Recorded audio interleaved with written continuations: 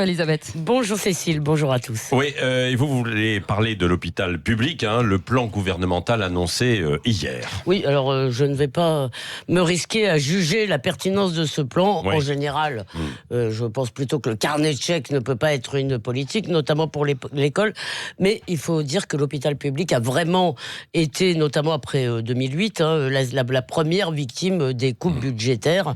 Et dans la litanie des souffrances et des plaintes françaises, donc on recense ici aussi, celles des personnels hospitaliers sont peut-être plus légitimes que celles des cheminots, dont un rapport de la Cour des comptes, je crois qu'on en a parlé aussi, pointe notamment le sureffectif. Alors la plupart des Français ont pu l'observer, soit directement, soit à travers un proche. L'hôpital, c'est un miracle quotidien. Les personnels travaillent avec des bouts de ficelle et ils compensent vraiment par le dévouement, l'engagement et le professionnalisme, le sous-effectif, le manque de matériel, le manque de lits et les aberrations administratives. Alors peut-être que notre chambre est moche, peut-être que la nourriture est infecte et que les attentes sont très longues pour passer des examens ou pour avoir un soin, mais quand nous avons une maladie grave ou besoin d'une intervention, eh bien tout le monde vous le dit, nous bénéficions vraiment d'une médecine et de soins, pas seulement d'une médecine, mais de soins de très haute qualité. Alors ça méritait d'être dit, Elisabeth, mais l'État est fauché et les personnels à bout, comme l'a dit Agnès Buzyn. Oui, c'est mon hosto va craquer. Il est très bien, évidemment, que l'État prenne ses responsabilités, mais il y a un acteur de la crise hospitalière auquel on ne demande jamais de prendre ses responsabilités, de faire des efforts, c'est vous et moi. Parce que dès lors que la santé c'est sacré, eh bien personne n'ose, ou alors très peu, pointer les immenses gaspillages dans ce domaine. Il y a eu un sondage en début de semaine, on nous disait que 60% des Français avaient déjà dû renoncer à un soin. Et tout pour les commentateurs, c'était vraiment un scandale parce que ça crée de l'anxiété. Oui, sauf que l'OCDE, alors c'est peut-être pas la Bible, mais c'est une donnée parmi d'autres, estime que les soins inutiles représentent 1/5 des dépenses de santé. Agnès Buzyn elle-même parlait, me semble-t-il, d'un tiers d'examens qui étaient superflus. Alors oui, dans ce domaine, nous sommes un peu des enfants gâtés. Rien n'est trop bon ni trop cher. Non seulement pour nous soigner, mais même pour nous rassurer.